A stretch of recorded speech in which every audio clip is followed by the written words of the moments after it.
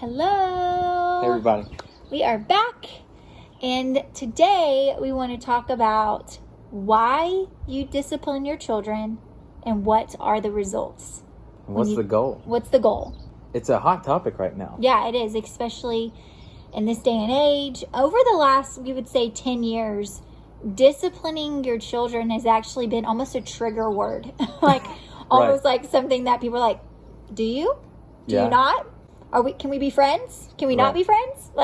It's true. It's kind of a trigger word. So we kind of wanted to talk about why we discipline and what we see as the goal. Yeah. You know, it's really easy to desire well-behaved children, right? Like everyone loves to see a kid that is respectful, that is courteous, kind, all of those things. But we all know that's not natural. No. It might be a little more natural for some kids than others, but it's definitely not natural. We got bugs flying. Sorry. And so one of the things that we would like to talk about is why do we do it? It's not just about having well-behaved kids. Right. That's like the short game. Yes. The short game, like today, we want our kids to, act right and not drive people crazy. Yes. Okay, that's understandable. Or ourselves. But there's also a goal, like a long-term goal, which is the bedrock of why do you discipline children. And we can understand that, discipline comes in many forms.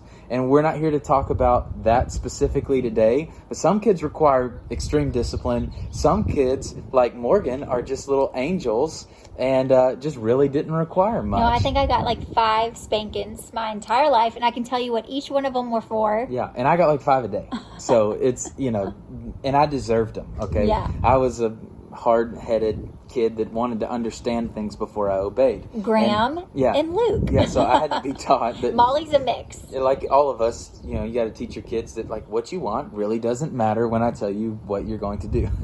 So anyways, so why do we discipline our kids? Again, I've mentioned in I think a previous segment that my dad was brilliant at family dynamics. And the long game was raising children that are accountable to God. Ultimately, when our children leave our home, we want them to have reverence and honor for not only elders and adults, but also for God. Right. And trust. Yeah. And so one of the things my dad would tell me is that I'm accountable to God. He would say, Jeff, I, as your father, am not your ultimate authority. I want to raise you to obey God for yourself. Because, see, if the dad of the home is a child's ultimate being authority, then when the child leaves home and the authority's gone, they cast off restraint, they're wild, and we've seen this, we all have friends or maybe personally have experienced what that, quote, taste of freedom without accountability and authority is like. Yeah. And it usually ends in heartbreak and sorrow and repentance and all those things. Now, but my dad said, Jeff, if I can teach you to be accountable to God, then when you leave, your authority is still intact. Right. Your accountability is still there. Right. And you won't change the way you act. Whether or not you live at my house or an apartment or a house, else of your own. Right. So that's kind of the long-term goal. So now let's talk about kids. Like our children, we've said their names, but our children, Luke is 6, Graham is 5, and Molly is 3. Mm-hmm. So they're pretty close together in age. They are not born innately understanding the scriptures. Try to teach, a 3-year-old sowing and reaping. Try to teach them the benefits and blessings of serving God. It's just I can barely get my kids to understand, why does daddy have to go to work? Right. It's really hard to just get them to wrap their head around things that they can see, much less things that they can't see and things that are scriptural. Right. And that's not to say we don't try, but it's kind of hard. So here's the essence of the center point. When a child is young, like our children are, we want them to understand how to respect authority, which is us as their parents, and also other adults. Right. When our children are at your house, we want them to respect you, to treat you with dignity, and to, be good kids. Right. Okay? But that is actually just teaching them how to respect authority that they can see. We're flesh and blood, and so are you. They can see us, respect us, listen to us, and submit to authority. Right. That is teaching them the basic functions of that, so that when they do come to an age, that they can begin to understand God, Jesus, the government. I mean, just whatever it is, they're already in the motion of submitting to authority. Right. And understanding that whatever wild-haired desires they have need to fall underneath the authority of what is good, pleasant, lovely, obedient, these kind of things. Yeah. And so the long game is, when they're young, disciplining them to respect who they can see, so that we can at some point flip the script and say, guys, it was really never about just being obedient to our authority. It was really that there's an authority in heaven. Right. God is the ultimate authority, and we wanted you to be accountable to God. And we were being accountable to God by teaching you this. Right. And so when you leave our home, just like how I started the video, we are not your ultimate authority. God is. Yeah. And you need to submit to Him in all your ways, acknowledge Him. Right. And I like to say that's like coming up to a yield sign at a street, where you just, you take the little yield and you look before you go. Yeah. And we should do that in all of our actions, in all of our behavior, in all of our thoughts. We should yield real quick. Is this right and acceptable, pleasing? And then go if it is. And if it's not, you stop. Yeah. Just like a yield sign.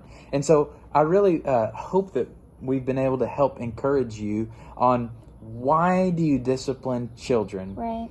And what is the end result and what is the goal? Listen, we're not asking you to just discipline your children so that they say yes, ma'am, and no, ma'am. We're trying to discipline them so they are set up for the blessings of being obedient to God. Yeah. If you don't teach them how to respect you, they will not respect God.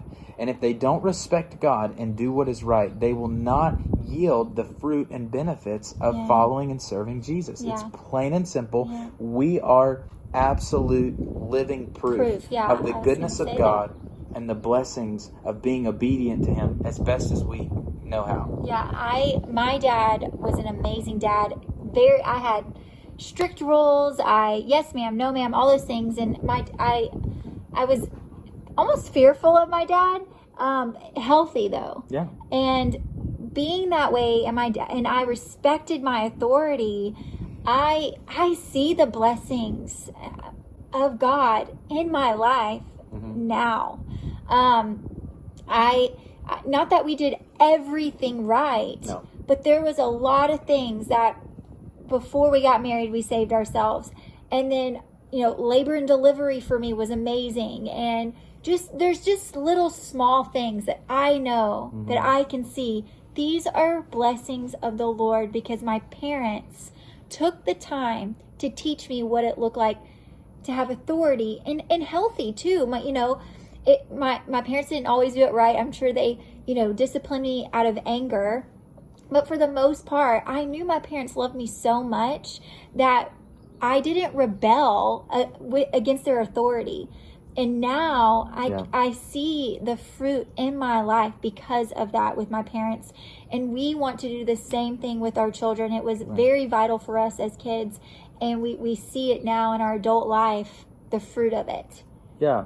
And a final encouragement is that if you have not disciplined your children up to this point, it's never too late to start. Well, I say never. Maybe at some point it's more difficult. I mean, 14. At some point it might be difficult. It's going to be really hard. Yeah. But what I do want to tell you is that, like with my children, it's a balance. We are not just these machines that just discipline our kids and they just, we're like drill sergeants. Like I sing my kids. I'm more of a drill sergeant than him.